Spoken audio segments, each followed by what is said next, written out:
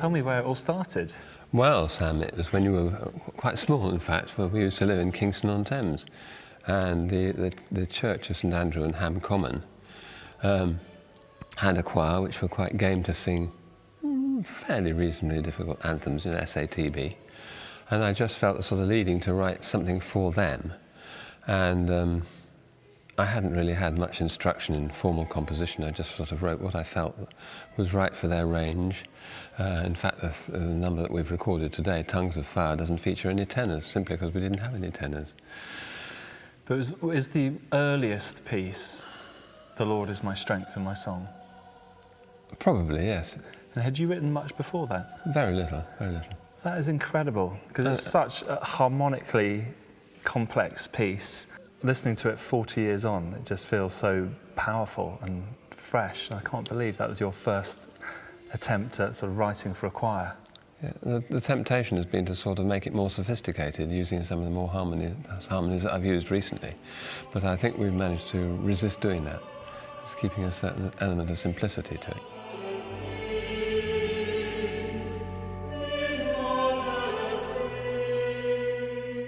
What are the moments that you write for? Well, I'm principally attracted to Christmas.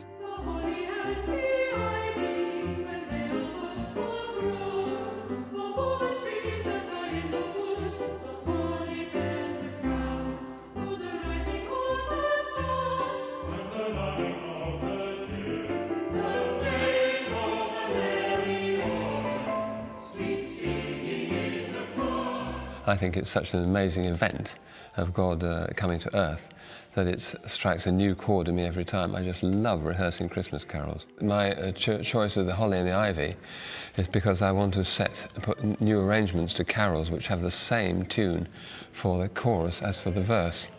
And so they get repetitive and boring. Yeah. So my next project is the First Noel.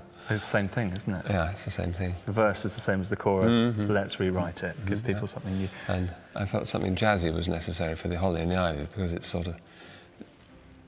jazzy words. Yeah. The playing of the merry organ, ironically, is not played by the organ, it's played by the piano. Yeah. Who cares?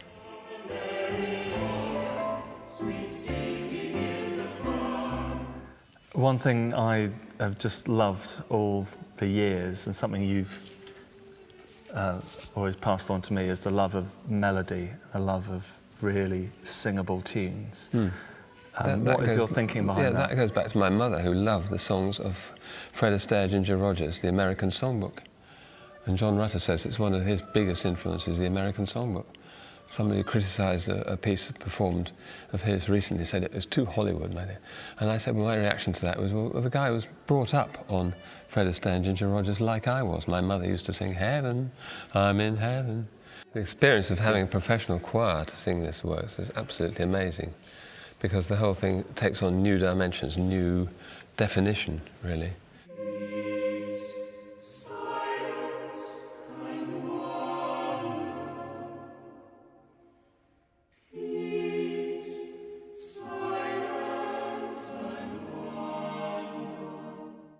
Something else that I find a piece like Peace, Silence and Wonder is that you draw people into a worship experience, or a space of reverence and wonder in the music.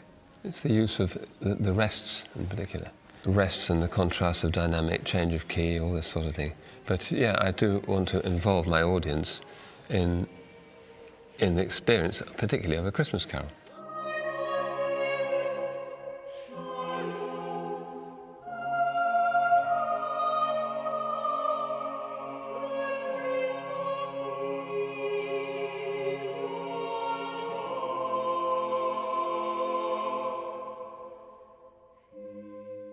I wanted to identify the main points in the church year and write something appropriate for them. And I've been to Christmas several times, and I found other things like Pentecost, and I aspire to write something more for Easter. It's writing for the high days, the feast days, a way of celebrating and marking them in That's right.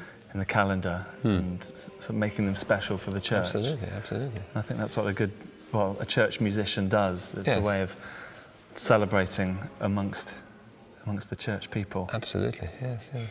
And I can imagine people listening to a CD or listening along to the music and just waking up the next morning with the tune in their head. Good. Done its job.